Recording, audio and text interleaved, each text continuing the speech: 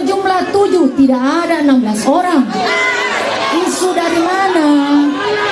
Jangan termakan isu di luar sana. Ribuan warga menggeruduk kantor Bupati Goa di Jalan Masjid Raya, Somba Opo, Sulawesi Selatan pada Senin 24 Agustus.